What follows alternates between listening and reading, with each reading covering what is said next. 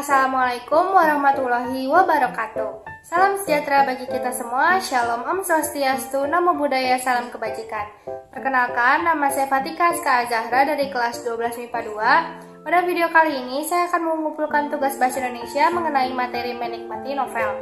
Adapun novel yang akan saya bawakan berjudul Carmilla, karya dari Margaret. Yang pertama, ada identitas dari novel Carmilla. Judul buku Carmilla, pengarang Margaret, penerbit PT Gramedia Pustaka Utama, tahun terbit 1970, tebal 432 halaman, cetakan tahun 2004, harga Rp99.000, kategori drama romance dan edisi ke-20. Selanjutnya ada kepengarangan. Latar belakang pengarang. Margaret lahir di Jakarta 27 Januari 1943. Ia seorang dokter lulusan Universitas Trisakti Jakarta. Sejak duduk di bangku SMA, ia sudah mulai mengarang roman populer untuk majalah sekolahnya. Namanya mulai dikenal pada tahun 1970 lewat cerita bersambungnya Carmilla yang dibukukan dan difilmkan. Novel Carmilla ini merupakan salah satu novel terlarisnya yang berhasil membawanya untuk mengunjungi Eropa dan bertemu dengan sang pendamping hidup. Adapun sinopsis dari novel Carmilla sebagai berikut. Carmilla adalah seorang wanita berasal dari keluarga baik-baik. Ia dibesarkan di asrama kesusteran. Suatu hari, ia diajak oleh seorang temannya pergi ke sebuah pesta ulang tahun. Sebenarnya, ia tidak mau ikut ke pesta tersebut karena ia merasa gelisah memikirkan tunangannya. Surat yang dikirimnya belum ada balasannya dari Australia, tetapi temannya itu tetap memaksanya supaya ikut.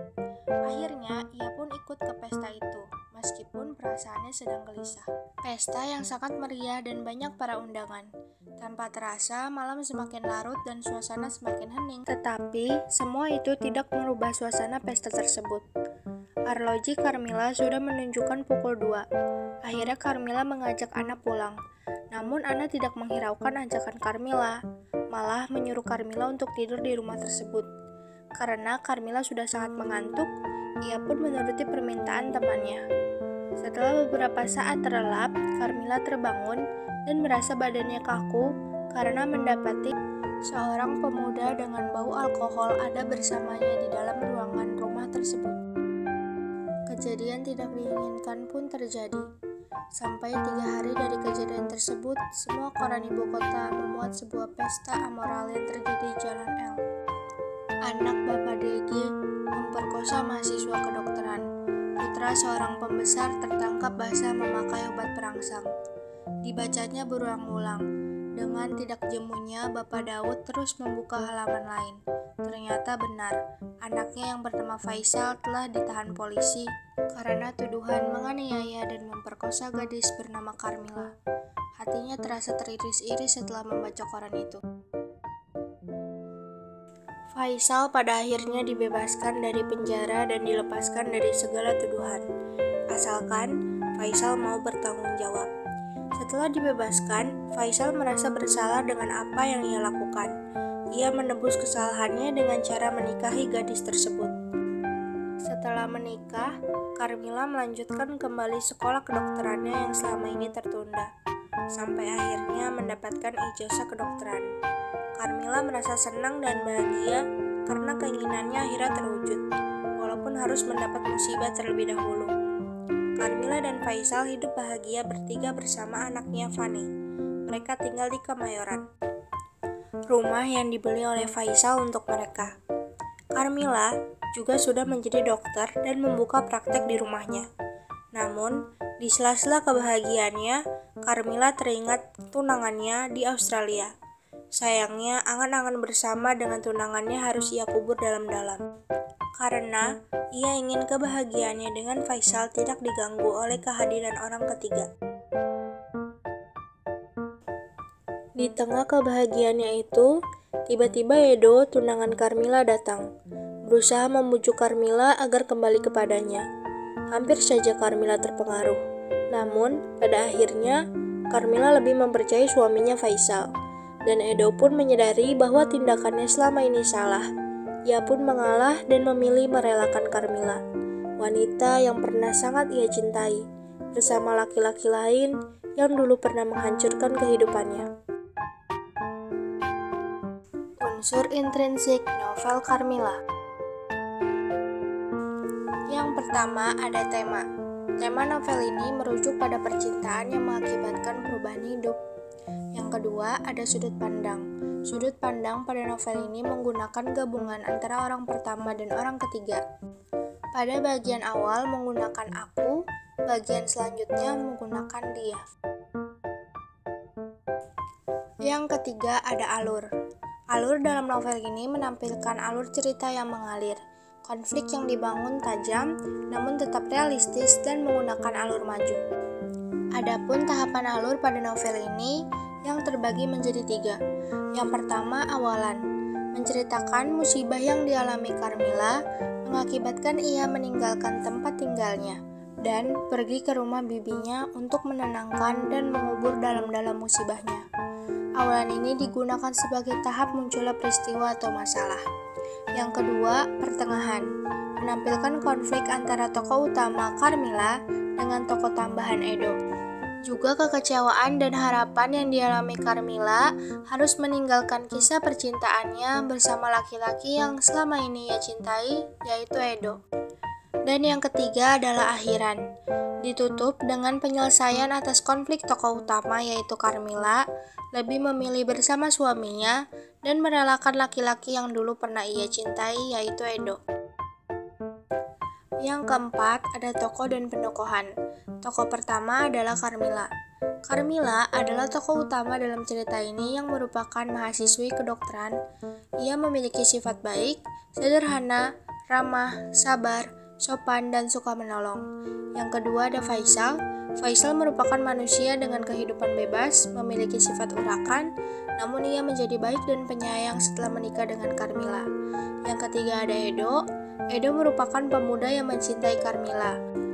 Karena merasa cintanya terhianati, ia menjadi orang yang tidak tahu diri, meracuni pikiran Carmilla dengan cerita bohongnya. Yang keempat, Anna. Anna merupakan teman dekat Carmilla yang suka menolong namun juga pemaksa. Yang kelima, Bapak Daud. Bapak Daud adalah ayah dari Faisal, bersifat masa bodoh dan kurang perhatian, namun perasa. Dan yang terakhir atau yang keenam ada Fanny. Fanny merupakan anak dari Faisal dan Carmilla. Dalam cerita ini, Fanny hanya menjadi pelengkap dan tidak terlalu mengenal penokohannya. Yang kelima ada latar. Latar terbagi menjadi 3. Yang pertama, latar tempat, yang terdiri dari kemayoran rumah Carmilla, yang dibuktikan dengan salah satu kutipan novel yaitu, "Setelah kita menikah minggu depan, saya harap kamu sudah pindah rumah. Saya telah membeli rumah sederhana untukmu di Jalan Tenang Kemayoran Baru." Selanjutnya ada di Jalan Tamrin, dan terakhir Jembatan Semanggi. Dibuktikan dengan salah satu kutipan novel yaitu, "Mula-mula mereka memuaskan mata di Jalan Tamrin dan Jembatan Semanggi." Yang kedua, latar waktu. Cara penulis dalam memadukan unsur latar dengan unsur lainnya hanya sekedar penyebutan waktu dan hubungan sosial secara netral. Misalnya, dibuktikan pada salah satu kutipan novel ini yaitu, "Pukul 10, pesta itu baru saja dimulai. Sedikit-dikit minuman keras dikeluarkan. Carmilla merasa gugup ketika ada laki-laki di sebelahnya mendesaknya untuk minum." Atau bisa disimpulkan latar waktu pada novel ini yaitu pagi hari, siang hari, sore hari, malam hari, atau dapat dikatakan sepanjang waktu. Yang ketiga, latar suasana.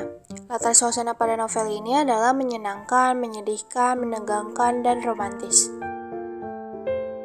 Yang keenam atau yang terakhir dari unsur intrinsik novel Carmilla adalah amanat. Amanat yang diambil dari cerita ini adalah kita harus bertanggung jawab akan perbuatan kita. Kita harus memperkuat iman agar tidak terjerumus ke dalam pergaulan bebas.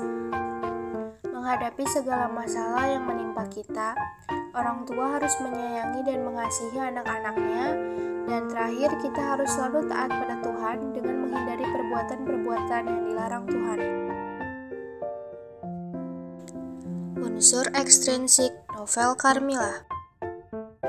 Yang pertama ada latar belakang pengarang. Marga T. lahir di Jakarta 27 Januari 1943. Ia seorang dokter lulusan Universitas Trisakti sekaligus penulis terkenal. Ia mengawali karir menulisnya sejak ia duduk di bangku SMA. Hingga kini, ia sudah menghasilkan 128 cerpen dan 67 buku untuk anak-anak, novel, dan kumpulan cerpen. Salah satu novel terkenal karangannya berjudul Carmilla, yang berhasil difilmkan dan dicetak berkali-kali hingga dapat membawanya jalan-jalan mengunjungi Eropa. Selanjutnya ada nilai-nilai yang terkandung pada novel Carmilla. Yang pertama ada nilai agama. Dalam novel ini terkandung nilai keagamaan, di mana mengajarkan kita agar selalu taat kepada Tuhan dan memperkuat iman. Selanjutnya yang kedua ada nilai moral. Dalam novel ini juga mengandung nilai moral, seperti bertanggung jawab atas perbuatan yang telah dilakukan, juga tentang menahan hawa nafsu agar tidak ikut terjerumus ke dalam pergaulan bebas, serta hendaknya orang tua menyayangi dan mengasihi anak-anaknya. Yang ketiga ada nilai sosial. Dalam novel ini juga menonjolkan nilai sosial dalam membantu orang lain, serta memberikan dukungan kepada teman yang terkena musibah dan dalam keadaan terpuruk. Dan yang keempat ada nilai budaya. Dalam novel ini terdapat nilai budaya mengenai pergaulan anak-anak remaja di Jakarta. Yang terakhir dari unsur ekstrinsik novel Carmilla adalah kritikan untuk novel. Novel ini mengandung banyak pesan yang dapat diambil oleh para pembaca. Novel ini juga nyaris tidak mempunyai kekurangan karena novel ini dikemas dengan bahasa yang mudah dicerna, sehingga pembaca dapat menikmati novel dengan mudah dan leluasa. Dengan segala kelebihannya, tak heran novel ini menjadi salah satu novel penjualan terbaik atau bestseller yang cocok dibaca berbagai kalangan, mulai anak-anak remaja hingga dewasa. Sekian video pengumpulan tugas menikmati novel yang dapat saya bawakan. Kurang lebihnya mohon maaf. Terima kasih. Wassalamualaikum warahmatullahi wabarakatuh.